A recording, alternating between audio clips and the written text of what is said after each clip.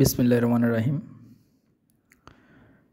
সুপ্রিয় শিক্ষার্থী বন্ধুদেরকে আসসালামু আলাইকুম এবং আজকের ভিডিওতে স্বাগতম।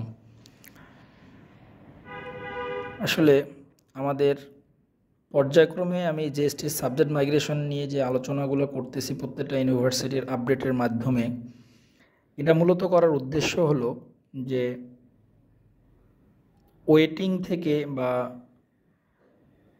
মাইগ্রেশনের মাধ্যমে কত দূর পর্যন্ত আমাদের সাবজেক্টটা যাওয়ার সম্ভাবনা আছে,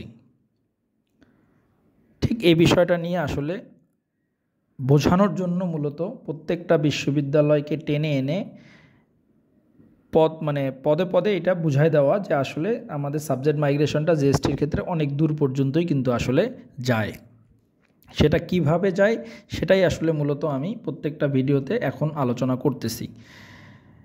তো এটার সাথে আরেকটা জিনিস আমি একটু যুক্ত করে দিব, সেটা একটা মেসেজও বলা যেতে পারে যে তোমরা যারা এখনও কোনো বিশ্ববিদ্যালয়ে চান্স পাওনি বা হয়তোবা চিন্তাভাবনা করতেছো যে আর কোনো জায়গায় হয়তোবা সুযোগ নাই, এই জায়গা থেকে যদি বলি তোমাদের জন্য কিন্তু এখনও দুটো অপশন খোলা আছে।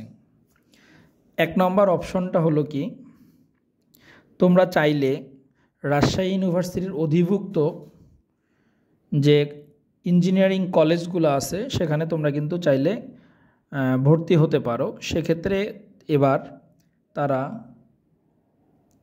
কোনো ভর্তি পরীক্ষা রাখেনি, শুধুমাত্র ফর্ম তোলার উপর ভিত্তি করে তারা কিন্তু এবার ভর্তি নিচ্ছে। সেটা লাস্ট ডেট যতদূর সম্ভব 30 তারিখে, তো মানে 30 জুন পর্যন্ত। দ্বিতীয় যে অপশনটা, সে অপশনটা হলো ন্যাশনাল ইউনিভার্সিটি বা জাতীয় বিশ্ববিদ্যালয়ের মূল ক্যাম্পাসের সার্কুলার দিছে। এটারও মনে হয় যতদূর সম্ভব লাস্ট ডেট হলো 30 জুন। দেখেন মূল ক্যাম্পাসে কিন্তু সাবজেক্টগুলো ভালো, এলএলবি আছে, তারপরে আমরা সিএসইও মেবি মনে আছে। তো এই সাবজেক্টগুলো যদি আমরা পড়তে চাই তাহলে সেক্ষেত্রে কিন্তু আমরা চাইলে ফর্ম তুলতে পারি। 30 জুন পর্যন্ত মনে হয় ফর্ম তোলার ডেট আছে। প্রয়োজন হলে আমি পরবর্তী ভিডিওটাতে আমি এই সুযোগগুলো বা এর ডিটেলস নিয়ে একটা ভিডিও ইনশাল্লাহ দেওয়ার চেষ্টা করব। এর বাইরে আরেকটা সুযোগ তো আছেই, যেটার এখন পর্যন্ত কোনো সার্কুলার আসেনি। সেটা হলো এই দুটো সার্কুলার আসছে বলে বলছি যে দুটো সুযোগ আছে। পরবর্তীতে যদি ঢাকা ইউনিভার্সিটির অধিভুক্ত 7 কলেজ যেটাকে বলে, সেটা যদি আমাদের সেন্ট্রাল ইউনিভার্সিটির সার্কুলার আকারে আসে তাহলে সেক্ষেত্রে আরও একটা সুযোগ কিন্তু আমাদের বেড়ে যাবে। তো এই জায়গাগুলো এখনও কিন্তু আমাদের রয়ে গেছে। তো আমরা এই সুযোগগুলা কাজে লাগাই, একটা জায়গায় ভর্তি হই, তারপরে যদি কারো মনে হয় যে আমাদের আসলে যোগ্যতা সম্পন্ন সাবজেক্ট বা ভার্সিটি আসেনি বা মন মতো সাবজেক্ট বা ভার্সিটি আসেনি, সেক্ষেত্রে আপনারা চাইলে সেকেন্ড টাইম ট্রাই করতে পারেন। তো যাই হোক, আজকে আমরা আমাদের আলোচনার বিষয়ে ফিরে আসি। চট্টগ্রাম বিশ্ববিদ্যালয় তাদের ভর্তি মাইগ্রেশনের 3য় মাইগ্রেশনটা কিন্তু অলরেডি অ্যানাউন্সমেন্ট দিছে এবং আজকে পর্যন্ত তাদের ভর্তিগুলো অনুষ্ঠিত হলো। তো দেখা গেল যে আজকের ভর্তি যে হলো 18 তারিখ পর্যন্ত, সেখানে 18 তারিখ পর্যন্ত যে মাইগ্রেশনটা দিছিল, সে মাইগ্রেশনটা দেওয়ার পরে তাদের ওখানে নোট ছিল যে আসন ফাঁকা থাকার সাপেক্ষে আবার মাইগ্রেশন হবে এবং ফাঁকা আসনের জন্য 4র্থ ধাপে ভর্তি প্রক্রিয়া স্টার্ট হবে। তার মানে ওখানে এখনও ভর্তি প্রক্রিয়া ক্লোজ হয়ে যায়নি। তার মানে 4র্থ ভর্তি প্রক্রিয়া আজকের পরে ফাঁকা আসন থাকার সাপেক্ষে নিচ থেকে মাইগ্রেশন হবে, দেন আসন ফাঁকা হবে এবং নতুন করে তারা পিছনের সিরিয়ালকে কল করার মাধ্যমে তাদেরকে আবার একটা ভর্তি প্রক্রিয়ার মধ্যে নিয়ে আসবে এবং ডেটের মাধ্যমে ভর্তি করাবে আর কি। তো দেখা গেল যে 3য় ধাপে যে ভর্তি প্রক্রিয়া অনুষ্ঠিত হয়েছে বা 3য় মাইগ্রেশনের পরে যে ভর্তি প্রক্রিয়াটা অনুষ্ঠিত হয়েছে, সেখানে সায়েন্সের যে ইউনিটটা আছে, মূলত সায়েন্সের ইউনিটটাই আমাদের মেইন টার্গেট। সায়েন্সের ইউনিটের টানসে হলো সাধারণ কোঠাতে 4377। এই জিনিসটা কিন্তু আমি বোঝানোর জন্য বলতেছি, 4377 পর্যন্ত কিন্তু আমার টানসে। আবার বি ইউনিটের ক্ষেত্রে, এখানে বি ইউনিটের অনেকগুলো সাব ইউনিট আছে, ওগুলো আমি এখানে আনি নাই। মূল ইউনিটটাতে আসছে কত 3331 পর্যন্ত। হ্যাঁ, বি ইউনিট নিয়ে একটু কথা না বললেই নয়। দেখেন আর্টসের যে ইউনিটগুলো আছে, এই আর্টসের ইউনিটগুলোতে বা কমার্সের ইউনিটগুলোতে মাইগ্রেশনের সুযোগ কিন্তু খুবই কম। কেন? কারণ তাদের সুইচ করার প্রবণতা কম থাকে। যেমন একটা সায়েন্সের স্টুডেন্ট একটা স্টুডেন্টে একাধিক জায়গায় চান্স পাচ্ছে, বলে সে ভর্তি হচ্ছে এক জায়গায়, বাকি আসনগুলো ফাঁকা হচ্ছে। আর্টসের ক্ষেত্রে এই স্কোপটা কিন্তু তুলনামূলকভাবে সায়েন্সের চেয়ে অনেকাংশেই কম। কমার্সের ক্ষেত্রেও কিন্তু সেম ঘটনা, যার কারণে এদের মাইগ্রেশনটা কিন্তু কম হয় বা ওয়েটিং থেকে টানেও খুব কম কিন্তু। তো যার কারণে আর্টস বা কমার্সের ক্ষেত্রে এই জিনিসটা একটু হলো মানে সায়েন্সের চেয়ে ডিফারেন্ট আর কি। সি ইউনিটের ক্ষেত্রে ডাকছে হলো 541 পর্যন্ত। তো এই ক্ষেত্রে আমি আগেই বলে দিলাম একবারেই যে এখানে মাইগ্রেশনের সুযোগটা কিন্তু অনেকাংশেই কম, বা ওয়েটিং থেকে টানবে তার প্রবণতাও কিন্তু অনেকাংশে কম। তার মানে সায়েন্স থেকে ওয়েটিং থেকে সবচেয়ে বেশি টানে। তার একটা বাস্তব প্রমাণ হলো দেখেন 4377 পর্যন্ত অলরেডি টেনে গেছে। এখন এই তৃতীয় মাইগ্রেশনের বা তৃতীয় ধাপে ভর্তির শেষ হওয়ার পরে ফাঁকা আসন থাকার পরে যদি আবার নতুন করে তারা কল করে, তো এই সংখ্যাটা মোটামুটি যে দাঁড়াবে হলো আরও 3 থেকে 400 আরও বাড়বে। কেন? কারণ এর মধ্যে দেখা গেছে যে অনেকেই রাজশাহী ইউনিভার্সিটিতে ভর্তি হয়ে গেছে, তারা যাবে না, হয়তোবা কল করছে, কাগজপাতি জমা নিছে, ঠিক সেম ডেটে রাজশাহী ইউনিভার্সিটিতে ছিল, রাজশাহী ইউনিভার্সিটিতে তার ভালো একটা সাবজেক্ট আসছে, সে সেখানে অ্যাডমিটেড হবে না। তো যার কারণে দেখা গেল যে ওখানে কিছু সিট ফাঁকা হবে এবং পিছন থেকে আবার কিন্তু একটা স্টুডেন্ট ওখানে কিন্তু আবার গেইন করবে। তো এই যে 3 থেকে 400 আবার কল করতে পারে, এই কল করার কারণে এটার সংখ্যা যে দাঁড়াবে প্রায় মনে করেন যে 4700 আমরা ধরে নিতে পারি, এই পর্যন্ত টানতে আরও বেশিও হতে পারে। আবার কিছু কিছু ক্ষেত্রে ভর্তি বাতিলও কিন্তু করতে পারে। দেখা গেল যে তার সে চিটাগাং ইউনিভার্সিটিতে একটা পিওর সাবজেক্ট পাইছে, বাট রাজশাহী ইউনিভার্সিটিতে ভালো সাবজেক্ট পাইছে, কিন্তু সেটা ওখানে ভর্তি হয়েছিল, এখন রাজশাহীতে সে ভর্তি হবে সাবজেক্ট আসার পরে। তাহলে সেক্ষেত্রে কিন্তু সে কিন্তু চাইলে ভর্তি কিন্তু বাতিল করে আবার এখানে আসতে পারে। সেটা ডিপেন্ড করে হলো লোকেশনের উপর ভিত্তি করে। যদি আমার বাড়ি উত্তরবঙ্গে হয় আর আমি যদি চিটাগাংয়ে ম্যাথমেটিক্স পাই, আর রাজশাহী ইউনিভার্সিটিতে আমি সেখানে পাচ্ছি হলো এগ্রিকালচার বা ক্রপ সায়েন্স বা ধরেন যে ফিশারিজ, এরকম কোনো সাবজেক্ট যদি পাই, অথবা মাইক্রোবায়োলজি বায়োকেমিস্ট্রি এই ধরনের কোনো সাবজেক্ট পাই, অবভিয়াসলি আমার কিন্তু লোকেশনের উপর দিক থেকেও আমার কিন্তু চিটাগাং নেগেটিভ, সাবজেক্টের দিক থেকেও কিন্তু চিটাগাং নেগেটিভ। তার মানে আমার এখন কোথায় যাব? আমরা কিন্তু রাজশাহীতে ভর্তি হবো, দেন আমার ভর্তি বাতিল করে কিন্তু রাজশাহীতে চলে আসবে। এইভাবে কিন্তু সায়েন্সের ক্ষেত্রে সিটগুলো কিন্তু ফাঁকা হয়, আর মাইগ্রেশনটা কিন্তু হতে থাকে নিচ থেকে উপরের দিকে, আর নিচের দিকেরগুলো কী হয়? আসন ফাঁকা হয়। তখন কি হয় যে পরের ধাপের যে স্টুডেন্টগুলো আছে তাদেরকে কল করা হয় ওই ফাঁকা আসন থাকা সাপেক্ষে আর কি। তো এইভাবে মাইগ্রেশনগুলো সম্পন্ন হয়। তাহলে চিটাগাং ইউনিভার্সিটি মোটামুটি আমরা আগামী 2-3 দিনের মধ্যে ইনশাল্লাহ আমরা আমাদের কাঙ্ক্ষিত যে ফাঁকা আসন সেটা আসলে জানতে পারবো।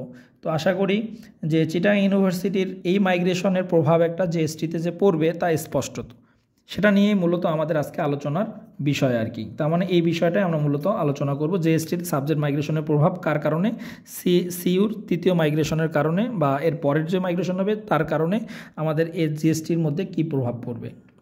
দেখেন, একটা স্টুডেন্ট সে অলরেডি চিটাগাং ইউনিভার্সিটিতে এডমিটেড, এখানে এডমিট সে। আমি আগেই বলছি ভার্সিটির ক্ষেত্রে সবচেয়ে গুরুত্বপূর্ণ কাজ করে কি? লোকেশন। এটা কিন্তু গুরুত্বপূর্ণ প্রভাব হিসেবে কাজ করে ভার্সিটির ক্ষেত্রে। কারণ চিটাগাং ইউনিভার্সিটি টোটাল একটা মানে একবারেই কর্নারের একটা ইউনিভার্সিটি, বাংলাদেশে এক প্রান্তের একটা ইউনিভার্সিটি। ধরেন একজনকার বাড়ি হলো ঠাকুরগাঁ বা পঞ্চগড়,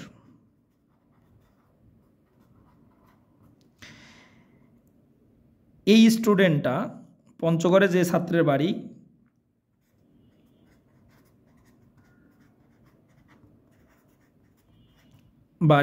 ছাত্রের বাড়ি পঞ্চগড়, সে চান্স পাইছে হলো সিইউতে,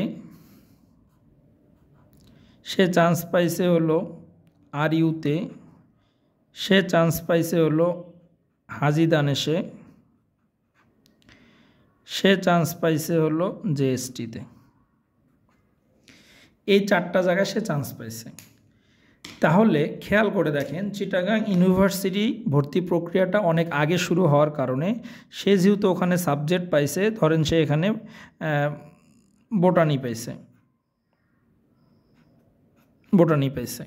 বোটানি পাওয়ার কারণে সে কিন্তু এখানে অ্যাডমিট হয়ে গেছে।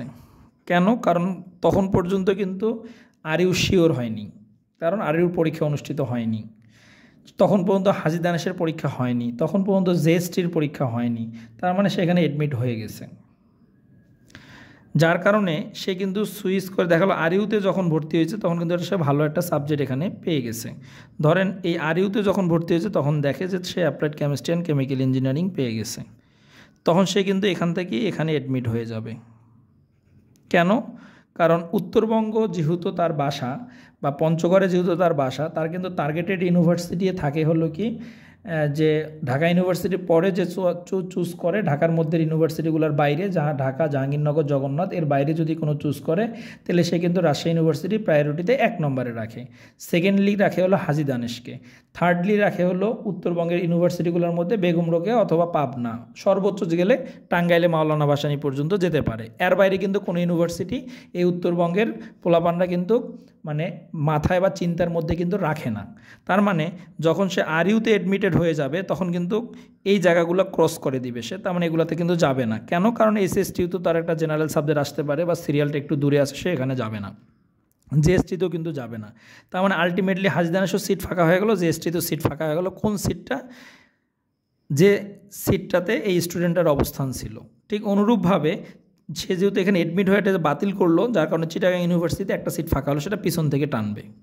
এবার আসি, একটা ইউনিভার্সিটিতে চান্স পাওয়ার পরে একটা স্টুডেন্টের বাড়ি হলো আমাদের ধরেন কুমিল্লাতে, একজন ছাত্রের বাড়ি কুমিল্লা,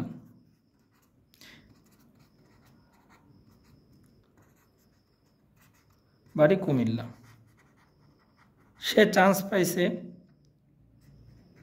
সিইউতেও চান্স পাইছে, সে আরইউতেও চান্স পাইছে, সে কিন্তু জেএসটিতেও চান্স পাইছে। সে আর হাজী দানেশে পরীক্ষা দেয়নি, জেএসটিতে দিছে বা কুমিল্লাতেও দিছে, হয়নি, যাই হোক এই তিনটার মধ্যে পরীক্ষা দিছে।